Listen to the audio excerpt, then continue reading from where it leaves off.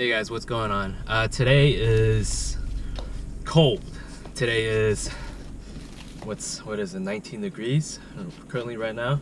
But I'm out in the car today just to install this camera right here.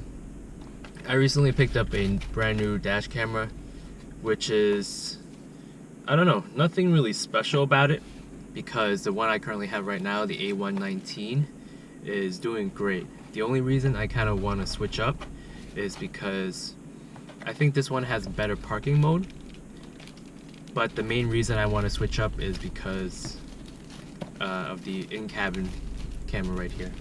So, yep. It does 1080 for front facing and 1440 while you're driving. But if you want to do dual channel, you can only record 1080. But I want to go ahead and test this out, see how it goes. And I'm not quite sure what I'm going to do with this one. Maybe just put it in my dad's car for now because it has GPS versus this one. Either way, I think you have to buy a $10 module for the A119. The this is the Vantrue N2 Pro. So the Vantrue also has GPS, but it comes in a module, it comes in the mount. This is the stock GPS mount that's available for purchase. Alright, it won't come with your Vantrue product, and as you can tell, the power source looks like it's going to be on the top versus the stock one that comes with the dash camera. The power source is located on the side. Alright, and you can tell the GPS module is a little bit longer, maybe a half an inch longer than the original. So this is how you go ahead and mount it.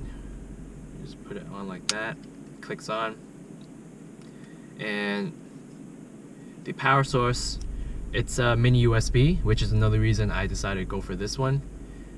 As you remember, I did the hard wiring to the car, so I could power on the A119 whenever the car's on and shuts off whenever it's off. So the fact that this is mini USB is great. It's basically plug and play, so I like that. I don't have to reroute a micro USB cable or any other type of power source. So yeah, we'll see how this goes. Let's see. I'm gonna go ahead and take out the A119. I'm gonna pause the video. Alright, so it comes off like that. If you guys remember the A119, this is the unit and this is the GPS module. So I really like this camera. It's just the fact that I kind of want a front-facing dual channel camera in case my car goes into service or someone else is driving it while I'm not in the vehicle. I highly doubt it's going to get valeted, but just in case I need a valet. Let's go ahead and put this one on.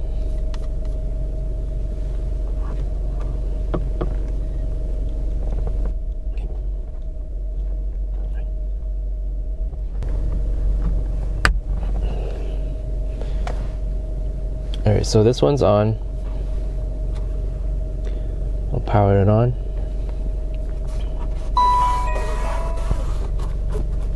Right now we're just going to play around with the camera. So it's recording in 1440. I'm going to go ahead and stop it.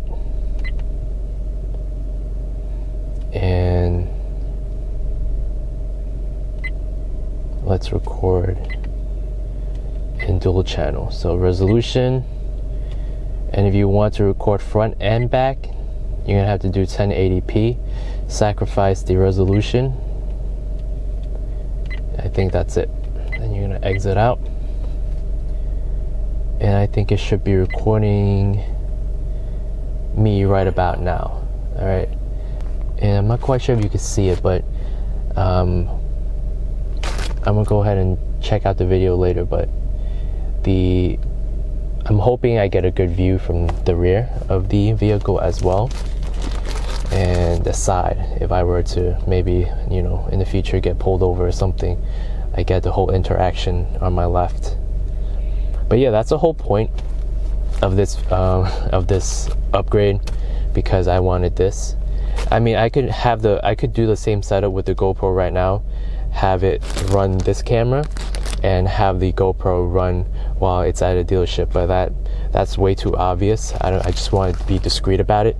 And talking about discretion, this camera right here is more discreet than the Vantrue right now, I believe, because this one is kind of like a wedge shape, so it hides in the frit, which is the dark part of the windshield right here. And the car's kind of fogging up. I'm gonna turn on the air, but it hides it pretty well versus this one, which is gonna kind of stick out like a sore thumb.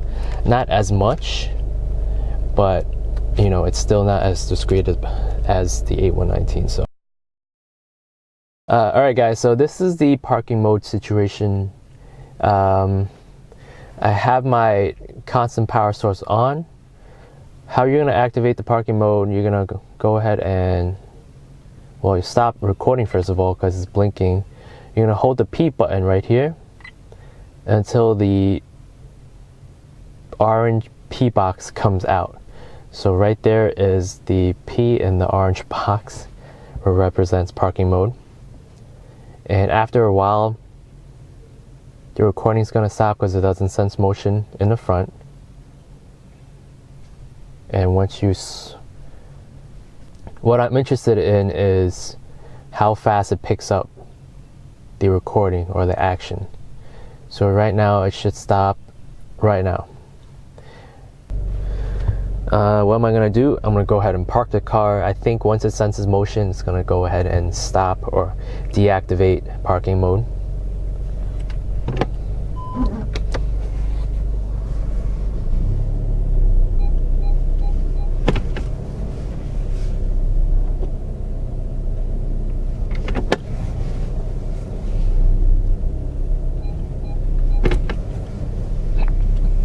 Well, it's still all right. So right there, you see that the orange box with the P in the middle has faded away. Now it's kind of like a gray scaled P, which means that the parking mode has deactivated because you're in motion. And so far so good.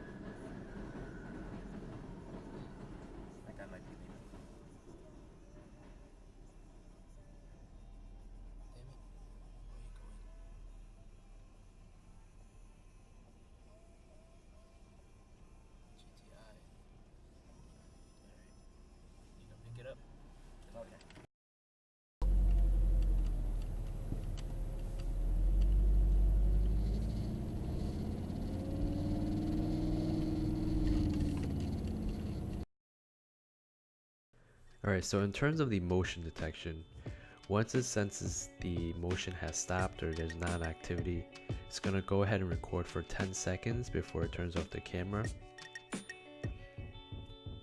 Alright, so for this clip, you see me walking several feet away, and as you notice, the motion detector does not sense any motion that far away. So it does make sense. Alright, in a few seconds, you're going to see me run at the car full speed. I just want to test out how long it takes for the motion detection or the camera to actually activate. So I would say it takes about a second at most to activate and record. And for everyone who's considering this camera, I would recommend the camera. I still prefer the A119, and I still think that's the best bang for the buck. Here's a list of pros and cons for you guys to consider, and see you guys next time. That is that, guys. I think All I gotta do is put my mind to this shit.